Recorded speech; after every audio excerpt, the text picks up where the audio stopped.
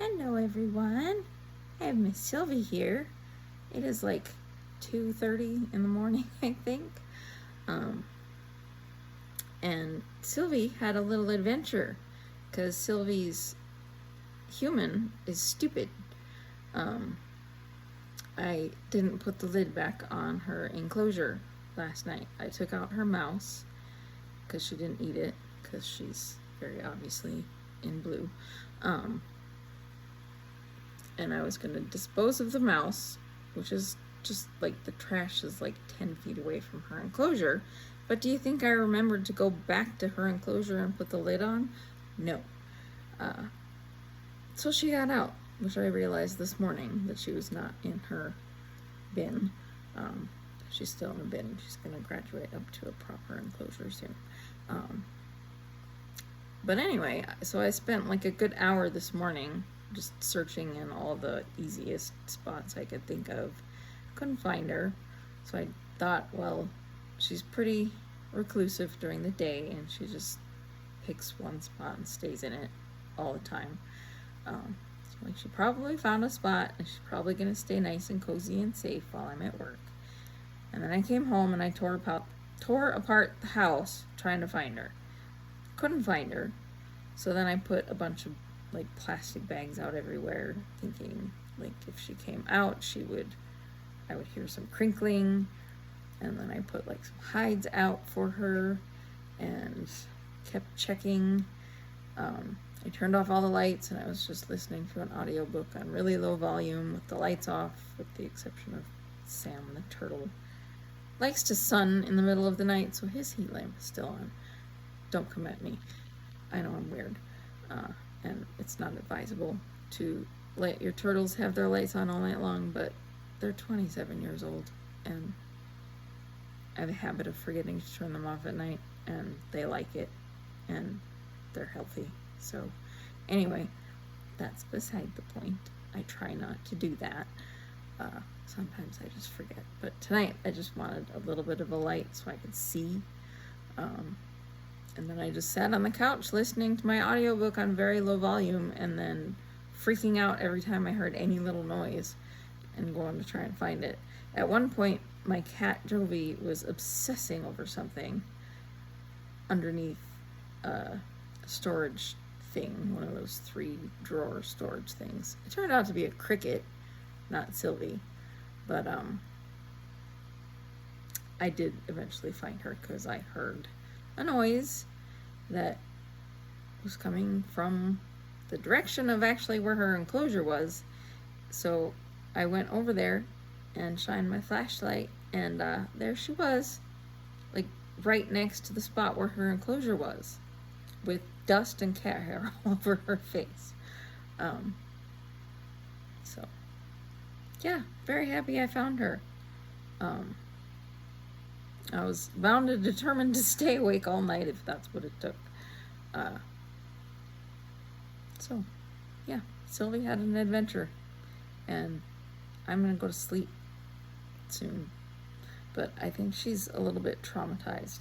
I don't actually know where she was, because she's not as clumsy as a hognose, but she's not as, she doesn't climb very well. But there's nowhere on the shelf that she's on where she could have been hiding on it, but that's where I found her. But she was all covered in dust. And I checked, Lucifer's next to her, and she couldn't have gotten underneath his because there's no place to get under it. And next to Lucifer is Stevie, and there's no way she could have been under his because it's like flat. And so yeah, I don't know where she was. At one point I heard a noise by the couch, so I think maybe I'm just really surprised she could climb. It's one of those cube storage things, and she's on like the top of it. So if she was over by the couch at one point and then she climbed all the way to the top of that, and this is not the world's most agile snake. Like, She just doesn't seem like a climbing kind of snake, but I guess she is. Yeah. So that's that. You're finally deciding to wake up now? She sat still in my hand for like 15 minutes. Which is why I decided to do a video, because I'm like, if I'm just going to sit here with a snake on my hand, I may as well do something. What are you doing? But she never sits still in my hand, so I think maybe she was a little traumatized by her experience. But she's safe, she's sound, she has a tiny little scratch on her head, and then she might have something in the corner of her mouth. I'm not sure. I have to look at it after she sheds. I don't know if it's just substrate or if she scraped it on something. I don't know yet, but I'm going to keep an eye on it, and I'm going to be much more careful now about lids on enclosures. It's not the first time I've had a snake get out. Elora and Vanellope both got out. Vanellope, it was because I forgot to latch one side of hers, and then Elora, it was just, I didn't know she could get out in the corner. There was a gap between the lid and the tank, and I didn't know she could get out, so. And both of them I found within like a half hour, 45 minutes of searching. Took me longer to find my huntsman spider sling when that got loose. But, yeah. So, if you ever lose a snake, don't panic. Be methodical. Start at the enclosure and go outwards. Check the perimeters of everything. Obviously, be careful if you're lifting or moving furniture, because you could injure them. And put plastic bags out at night in case they're wandering about. They might crinkle against the bag. I put them in front of the fridge and in front of the stove, in front of the bathroom and pantry doors, just in case. And you can put out flour if you don't have animals that would try and eat or mess with the flour, and then you can see the slither marks, so you can kind of know where they're hanging out. And be calm and just be methodical about it, and sit up at night in the dark and try to stay awake and investigate every little noise that you hear. And if you have cats, investigate every little darn thing that you think that they might be going nuts over.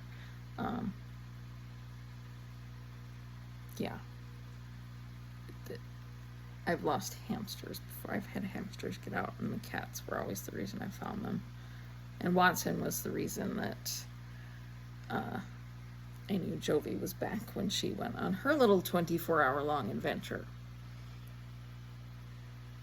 which I'm going to talk about in a future video. So, things happen. We're human. It's okay. And I've heard, as far as snakes getting loose, that it's a matter of if, no, or not. It's a matter of when, not if. Because most people have this happen at least once throughout their snake keeping existence. So don't beat yourself up. I've heard of snakes reappearing after being gone for weeks or months. It's a little bit scarier, I think, if you have a really agile snake, like a corn snake or something that can climb, or a python. And then house snakes. I would not want to lose a house snake. They're like little spaghetti noodles, and they can fit themselves into tiny little spaces, and they can climb. They're quite agile. So the approach kind of sometimes can depend on what kind of snake. But with her, I was kind of looking mostly down low, because I just didn't think she could climb that high. I didn't think you could climb that high. You're cute, even when you look like a ghost or a zombie. I can't wait until you shed, and we can show everybody how pretty you are. Anyway, I meant for this to be a 3-minute video and it's been 10 minutes, so I'm going to end it now. I'm sorry that it's not in landscape mode. But I